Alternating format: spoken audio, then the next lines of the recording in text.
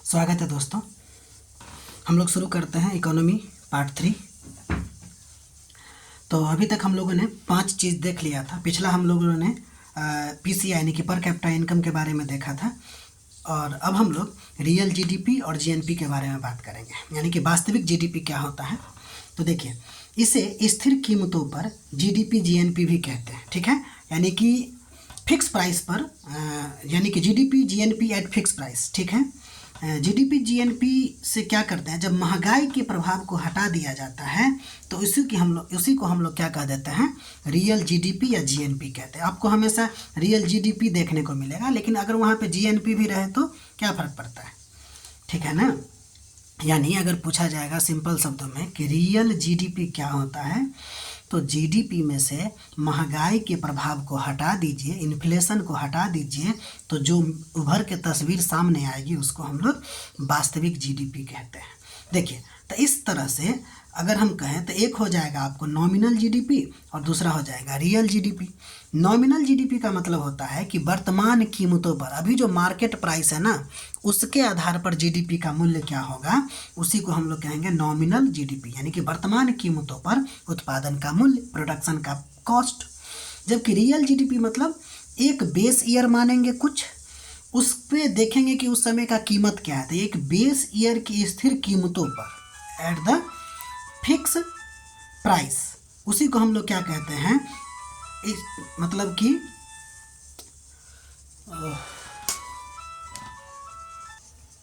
तो real GDP से actually में हमको एक उत्पादन में वास्तविक परिवर्तन कितना हुआ वो पता चलता है। अगर हम कहें रियल जीडीपी क्या होता है, तो एक बेस ईयर की स्थिर कीमतों पर उत्पादन का मूल्य, ठीक है। यानी इससे हमें क्या पता चलता है, तो इससे हमें पता चलता है कि उत्पादन में वास्तविक परिवर्तन कितना हुआ, ठीक है।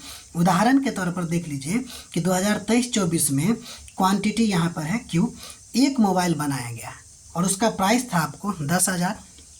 2024-25 में इसी मोबाइल का कीमत हो गया 12,000। क्या प्रोडक्शन में किसी प्रकार का चेंजेज हुआ? नहीं, मोबाइल एक ही है, लेकिन कीमत देखिए कितना बदल गया, 2,000 आसपास में बढ़ गया, ठीक है। तो ये क्या उत्पादन में परिवर्तन हुआ या मूल्य में परिवर्तन हुआ? तो मूल्य में परिवर्तन हुआ।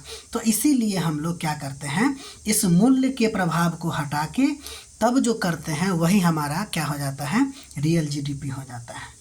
अब यहाँ पर एक लिखा हुआ था कि बेस ईयर, अब देखते हैं बेस ईयर क्या होता है।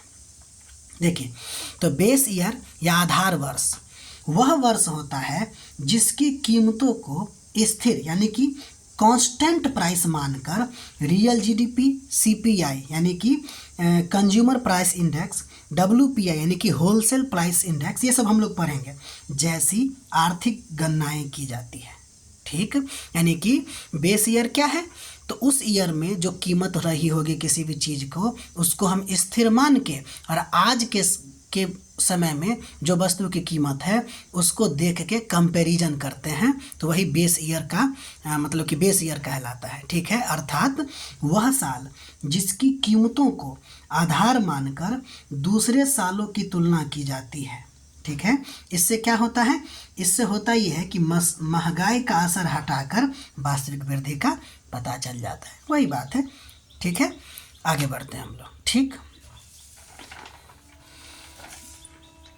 यहाँ ध्यान देने योग्य है कि वर्तमान में भारत जो है ना, वो वर्ष 2011-12 को 2015 से आधार वर्ष के रूप में प्रयुक्त कर रहा है, ठीक है। यानी कि अभी अगर पूछेगा कि भारत का आधार वर्ष क्या है, तो हम लोग कहेंगे 2011-12, और ये 2011-12 कब माना गया, तो 2015 से माना गया, ठीक है। अब अगला नंबर हम लोग पढ़ने जा रहे हैं, बहुत ही इंपॉर्टेंट फैक्ट, जिसका नाम है जीडीपी जीएनपी डिफ्लेटर। इसी को कभी कभी हम लोग अप्रत्यक्ष मूल्य अपस्फीति कारण या इम्प्लिसिट प्राइस डिफ्लेटर भी कहते हैं, ठीक। अब देखिए ये क्या है, आप समझ लीजिए, एक यह सूचकांक है जो बताता है कि कुल अर्थव्यवस्था की कीमतें यानी कि overall price level base year से वर्तमान साल में कितनी बढ़ी है, यानी कि ये बताता है कि अर्थव्यवस्था में कीमत कितनी बढ़ी है, ठीक है भाई। अब देखिए इसका फार्मूला क्या बनता है जीडीपी डिफ्लेटर का, तो जीडीपी डिफ्लेटर का फॉर्मूला बनता है nominal GDP by real GDP. इसको क्या करते हैं 100 से मल्टीप्लाई कर देते हैं। अब इसका मतलब क्या हुआ, देखिए इसका मतलब हुआ कि अगर जीडीपी डिफ्लेटर आपको 100 आ रहा है तो कीमतें जो है जो बेस ईयर में थी वही आज भी है, यानी कि महंगाई बिल्कुल नहीं है। लेकिन अगर जीडीपी डिफ्लेटर 120 है तो इसका मतलब है कीमतें जो है वह बेस ईयर से 20% ज़्यादा है। या अगर हम कहें 150 है जीडीपी डिफ्लेटर का सूचकांक तो इसका मतलब है कीमत जो है वह 50% बढ़ गई है। ठीक है, तो यानी कि जीडीपी डिफ्लेटर क्या है भाई, तो एक सूचकांक है जो ओवरऑल कीमतें का लेवल क्या है बेस ईयर से वो बताने की कोशिश करता है। ठीक है, अब हम लोग आगे बढ़ते हैं। उदाहरण देखिए हमने लिया है कि नॉमिनल जीडीपी आप जानते हैं क्या होता है, रियल जीडीपी ये भी आप जान गए।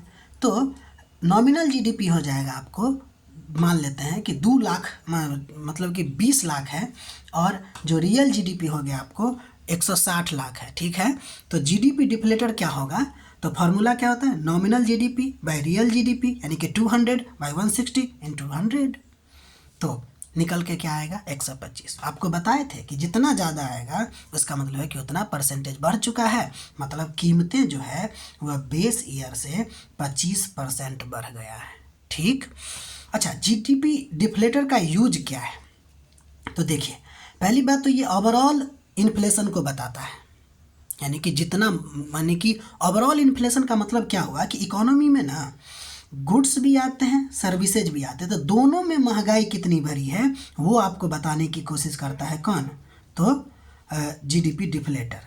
ठीक है, दूसरी बात कि किसी वस्तु के चालू मूल्य को वास्तविक मूल्य में बदलने के लिए भी जीडीपी डिफ्लेटर का यूज किया जाता है। ठीक है भाई, तो ये 2 इसका उपयोग हो गया। एक तीसरा उपयोग भी देख लीजिए कि यह अनुपात यानी कि जीडीपी डिफ्लेटर क्या है, एक अनुपात है जो जीडीपी में वृद्धि की उस सीमा को दर्शाने में मदद करता है जो उत्पादन में वृद्धि के बजाय कीमत में वृद्धि के कारण हुआ है। यानी कि ये बताने की कोशिश करता है ना कि जीडीपी में जो वृद्धि हुई है ना वो क्यों हुआ है, उत्पादन के वजह से या फिर कीमत की वजह से, तो कौन बताने की कोशिश करता है, जीडीपी डिफ्लेटर। ठीक है, अब हम लोग आगे बढ़ते हैं और अगला नंबर पढ़ने जा रहे हैं केन्सियन इकोनॉमी के बारे में। देखिए तो यह ब्रिटिश अर्थशास्त्री है जिसका नाम है जॉन मेनार्ड किन्स। उन्होंने 1930 के दशक में ग्रेट डिप्रेशन के समय में जो है अपनी आर्थिक सोच दी थी। यही आपको क्या है केन्सियन इकोनॉमी है, यानी सिंपल बात समझिए, किन्स नाम का एक अर्थशास्त्री थे। उन्होंने ग्रेट डिप्रेशन जो हुआ था वैश्विक आर्थिक मंदी 1930 के दशक में, उसके समय में उन्होंने कुछ बोला था। क्या बताया था, उन्होंने कहा था कि सरकार को ना अर्थव्यवस्था में सक्रिय भूमिका निभानी चाहिए। ठीक है, तो उन्होंने ये बोला था। तो अब हम लोग केन्सियन इकोनॉमी के बारे में पढ़ेंगे, ये बहुत ही इंपॉर्टेंट टॉपिक है। ठीक है, चलिए आगे बढ़ते हैं। अब देखिए इनके अनुसार कि ये जो समग्र मांग है ना, यानी कि एग्रीगेट डिमांड, ये इन्होंने कहा है, ध्यान दीजिएगा कि समग्र मांग जो है एग्रीगेट डिमांड जो है वो आपको जीडीपी और रोजगार को निर्धारित करती है। उन्होंने फार्मूला बताया कि एडी बराबर सी प्लस आई प्लस जी प्लस एक्स माइनस एम। ठीक है, यानी कि समग्र मांग जो है आपको, यानी कि एग्रीगेट डिमांड जो है, यानी सिंपल समझिए डिमांड जो है वो क्या करता है, उन्होंने बताया कि जीडीपी और रोजगार को निर्धारित करती है। और इसके लिए उन्होंने फार्मूला दिया सी प्लस आई प्लस जी प्लस एक्स माइनस एम। अब हम सब के बारे में एक एक करके देखेंगे। तो पहला जो हम लोग देखने जा रहे हैं वो है आपको सी, यानी कि कंजप्शन, यानी उपभोग खर्च। तो अगर आपसे पूछा जाएगा कि उपभोग खर्च क्या है, तो आप कहिएगा कि वह खर्च है जो घर परिवार करते हैं, जो क्या करते हैं, घर और परिवार में करते हैं। ठीक है, जैसे खाना पे खर्च, कपड़ा पे खर्च, मोबाइल आदि पे खर्च। ठीक है, या कंजप्शन का एक और बहुत सिंपल है कि संतुष्टि या उपयोगिता के लिए किए जाना वाला जो खर्च होता है उसको हम लोग क्या कहते हैं, कंजप्शन कहते हैं। ठीक है भाई, अब आगे बढ़ते हैं। किन्स क्या कहे थे कंजप्शन को लेकर, क्योंकि उन्हीं के बारे में पढ़ रहे हैं। एक एक बात गौर करते जाइएगा कि उन्होंने कहा है, ठीक है, कि जैसे जैसे लोगों की आय बढ़ती है उपभोग भी बढ़ता है, ठीक है। जैसे जैसे लोगों की आय बढ़ेगी तो क्या होगा, हमारा कंजप्शन भी बढ़ेगा। लेकिन ये जो उपभोग है ना, कंजप्शन जो है ना, वो उतना तेजी से नहीं बढ़ेगा जितना तेजी से आय बढ़ी है। यानी उपभोग आय के जितनी तेजी से नहीं बढ़ता। क्यों नहीं बढ़ता? तो देखिए, क्योंकि लोग जो है ना आय का एक भाग बचत कर लेते हैं। यानी समग्र जो एग्रीगेट जो डिमांड है उसमें पहला जो फार्मूला में आ रहा था सी, वह कंजप्शन थी। और कंजप्शन के बारे में ये जो किन्स जी हैं उन्होंने कहा कि जैसे जैसे लोगों की आय बढ़ेगी तो उपभोग भी बढ़ेगा, लेकिन जितना इनकम बढ़ा है उस अनुसार से उपभोग नहीं बढ़ेगा। ऐसा क्यों? क्योंकि लोग जो है आय का एक भाग बचत कर लेते हैं, ठीक है।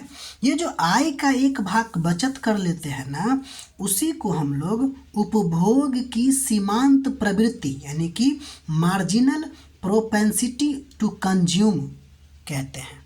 उपभोग की सीमांत प्रवृत्ति यानी कि आय में चेंजेज होने के बाद कुछ जो बचत कर लेते हैं, ठीक है। अब देखिए आगे बढ़ते हैं। यानी किन्स अब कुछ और बात भी कहे हैं कि किन्स के अनुसार एमपीसी, ये जो एमपीसी यानी कि क्या नाम है इसका, मार्जिनल प्रोपेंसिटी टू कंज्यूम, यानी कि उपभोग की जो सीमांत प्रवृत्ति है उनके बारे में कहा है कि यह हमेशा 0 और 1 के बीच में होती है। यानी कि यह हमेशा 1 से कम ही होगा। यानी कि मार्जिनल प्रोपेंसिटी टू कंज्यूम जो होगा वो हमेशा आपको 1 से कम होगी। अच्छा, एमपीसी का सिंपल अर्थ में अगर कहें कि यानी एक्स्ट्रा आय का जो कुछ खर्च होगा ना, यानी कि एक्स्ट्रा आय जो हमको बढ़ा है वह या कुछ तो खर्च हो जाएगा और कुछ बचाया जाएगा।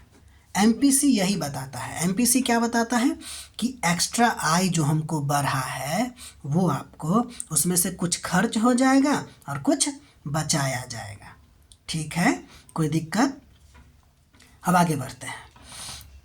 जैसे आप कह सकते हैं कि मान लीजिए किसी व्यक्ति का इनकम था कि 2000, ठीक है, और वो 500 रुपया उसका बढ़ गया, तभी जो एक्स्ट्रा इनकम है इस पे एमपीसी डिसाइड होगा। क्या कि ये जो एक्स्ट्रा इनकम है इसका मान लीजिए कि कोई गरीब व्यक्ति था तब ना 2000 उसका मतलब कि सैलरी था, तो वो क्या करेगा, उसके पास तो अभी बहुत सारी ज़रूरतें हैं पूरा करने का, तो वो 400 ज़रूरत पूरा कर लेगा और 100 रुपया वो बचत कर लेगा।